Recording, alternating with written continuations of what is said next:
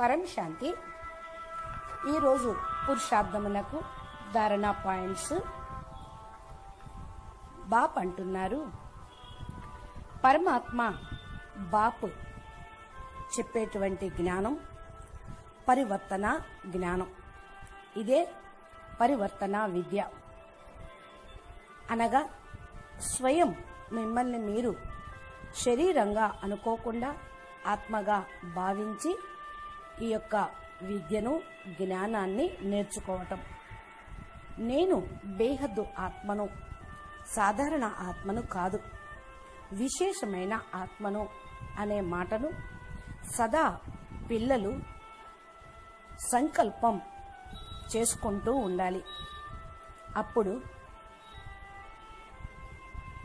కర్మలన్నీ కూడా విశేషంగా ఉంటాయి. మీరు చేసేటువంటి ప్రతి ఒక్క పని విశేషంగా ఉంటుంది. ఈ పురుషార్థం ఏ పిల్లలైతే చేస్తూ ఉంటారో తప్పకుండా పరివర్తన అనేది అవుతారు. మీరు స్మృతి స్వరూపంగా ఇలా అయినప్పుడే పరివర్తన అనేది సంభవం అవుతుంది. నేను బేహద్దు విద్యను నేర్చుకునే గాడ్లీ స్టూడెంట్ని, నేను బేహద్దు కళల పరంధామానికి వెళ్లే బేహద్దు ఆత్మను అనే మాటను సదా స్మృతిలో ఉంచుకోవాలి. ఈ యొక్క స్మృతి స్వరూపం ఎప్పుడైతే మీకు కలిగి ఉంటుందో అప్పుడే మీరు పరివర్తన అవుతారు, భారీగా కారు. పాత సంస్కారాలు భలే మీ ఎదురుగా వచ్చినప్పటికీ వాటిని మనసులోనే ఖతం చేసుకుంటూ హల్కాగా ఉంటారు. వాక్కు దాకా కర్మలోకి కూడా రానివ్వరు. ఇలా కాకుండా మీ స్వస్థితిని మర్చిపోయి పాత సంస్కారాలను అలవర్చుకుంటూ వాటి అనుసారంగా పని చేస్తూ ఉంటే అవి మిమ్మల్ని భారీగా చేస్తాయి. అవే మీ లెక్కాచారంగా తయారవుతాయి. పిల్లలు ఇప్పుడు ఇక కొత్త ఖాతాలను తయారు చేసుకోవడం ఆపేయండి. అప్పుడే మీ పాత ఖాతాలన్నీ ఫినిష్ అవుతాయి. బేహద్దు ప్రాప్తులు అనుభవము అవుతాయి. దీనికోసం మీరు మీ పైన అటెన్షన్ పెట్టుకోవటం అనేది చాలా అవసరం. ఎప్పుడైతే పిల్లలు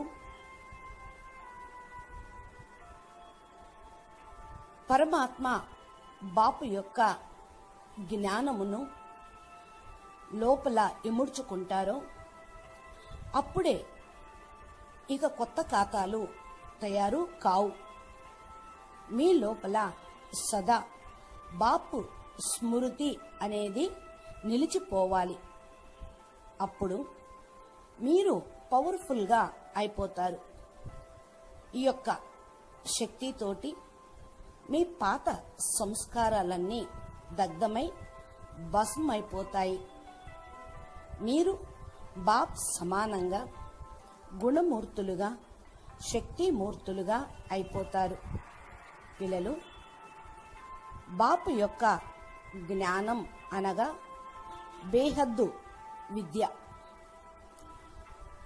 ఈ యొక్క బేహద్దు జ్ఞానంలోని ఒక్కొక్క పాయింట్ను లోతుగా అర్థం చేసుకొని తమ జీవితంలో అప్లై చేయండి. ఇలా కాకుండా వదిలేశారు అనుకోండి, అర్థం చేసుకోలేదనుకోండి,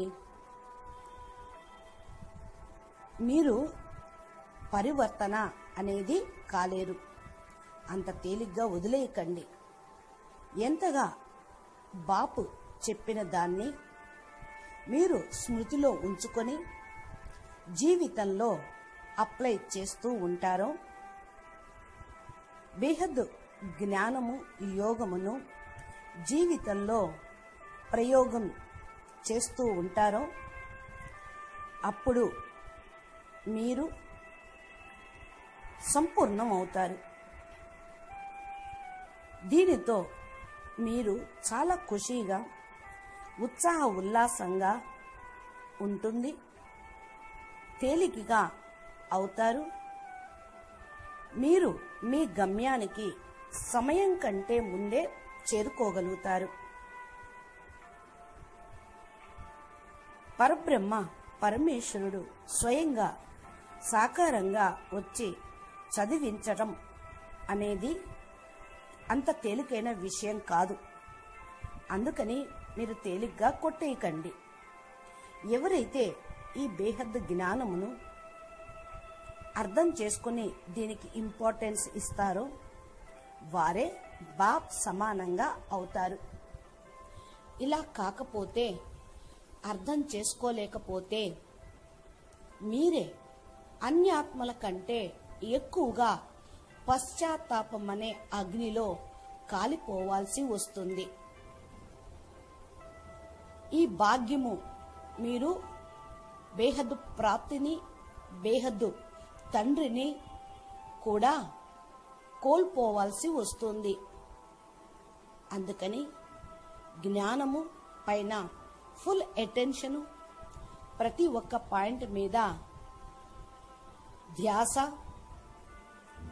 పెట్టి మిమ్మల్ని మీరు తెలుసుకొని స్వస్మృతిలో స్మృతి స్వరూపులుగా అయ్యి ప్రతి ఒక్క సెకండు తేలికగా ఉండటానికి, అన్నిటినీ మార్చుకోవటానికి పురుషార్థం చెయ్యండి. ఎందుకంటే ఇది పరివర్తన జ్ఞానం. మీ పరివర్తనతోటే విశ్వ పరివర్తన అవుతుంది. స్వపరివర్తనయే విశ్వ పరివర్తన. అచ్చా, పరం శాంతి. నమస్తే.